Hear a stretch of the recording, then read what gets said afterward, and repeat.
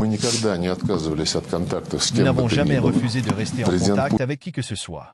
Le président Poutine, chaque fois que le sujet est abordé, souligne notre position. Il est toujours préférable de dialoguer plutôt que de s'isoler les uns des autres. Et si je comprends bien, le président Trump, malgré les problèmes profonds dans les relations entre la Russie et les États-Unis, reconnaît que ces tensions découlent principalement de la perception des élites américaines.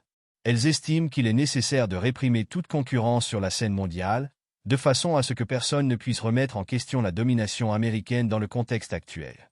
Bien entendu, cette position devient de moins en moins justifiée au vu des évolutions objectives dans l'économie mondiale. Néanmoins, cette idéologie persiste chez les Américains. Nous verrons bien. Si des propositions sont faites, et je le répète, ce n'est pas nous qui avons interrompu les relations, donc ce n'est pas à nous de proposer de les reprendre, mais si une initiative est lancée pour que, de manière honnête et sans exigence unilatérale, nous puissions nous asseoir et discuter de notre situation et de la voie à suivre, nous serons ouverts au dialogue. La perception de la victoire de Donald Trump par la Russie, une réflexion géopolitique. La victoire de Donald Trump à l'élection présidentielle de 2016 a été perçue par la Russie non seulement comme un événement marquant dans la politique américaine, mais aussi comme un tournant dans les relations internationales. Cette élection a révélé des divergences profondes dans l'approche des États-Unis vis-à-vis de la Russie, que ce soit dans le domaine économique, militaire ou diplomatique. Si la victoire de Trump a suscité des inquiétudes au sein de certains cercles politiques et médiatiques en Occident, elle a été interprétée différemment à Moscou. Un vent de changement dans la diplomatie américaine. L'une des raisons principales pour lesquelles la Russie a accueilli la victoire de Donald Trump avec un certain optimisme réside dans ses promesses de réduire les tensions entre les deux nations. Tout au long de sa campagne, Trump a exprimé son souhait de rétablir un dialogue constructif avec le Kremlin, rompant avec l'approche plus hostile de l'administration Obama.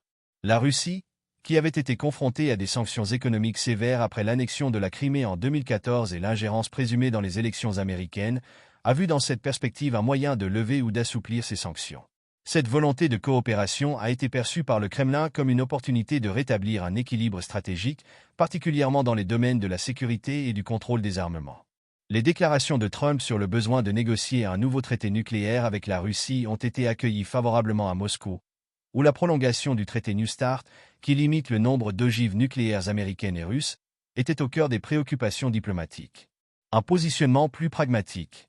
Contrairement à l'administration précédente, la Russie a perçu Donald Trump comme un dirigeant moins idéologique et plus pragmatique. Ce changement d'attitude a conduit à une certaine anticipation de l'alignement des politiques américaines sur les priorités russes, notamment en Syrie et en Ukraine. Trump a exprimé à plusieurs reprises son désir de combattre le terrorisme international sans nécessairement s'opposer à la Russie sur des questions régionales, comme c'était le cas avec Barack Obama. La coopération possible en Syrie, où les intérêts américains et russes se sont parfois croisés, a alimenté l'espoir d'un partenariat plus constructif.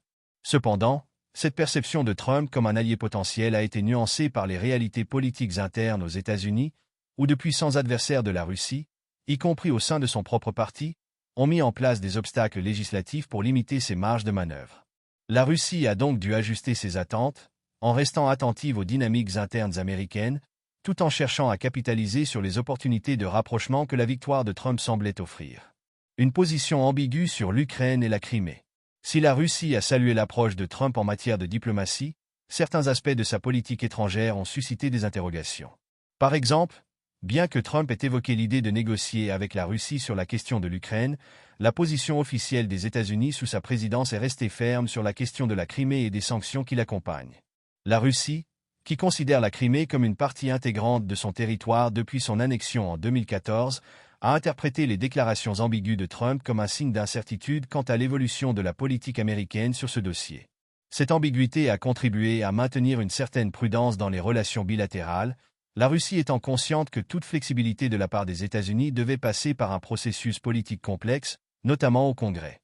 Néanmoins, cette situation a également permis à la Russie de maintenir sa position tout en renforçant sa stratégie de coopération bilatérale avec d'autres pays, notamment en Asie et au Moyen-Orient, pour diversifier ses alliances.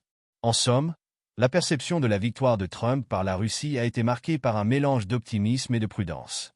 Si la possibilité d'une détente dans les relations internationales a été vue comme une opportunité, les tensions politiques internes aux États-Unis ont rendu cette détente difficile à concrétiser de manière durable. La Russie, en gardant une position vigilante, a poursuivi ses objectifs stratégiques tout en observant les évolutions de la politique intérieure américaine.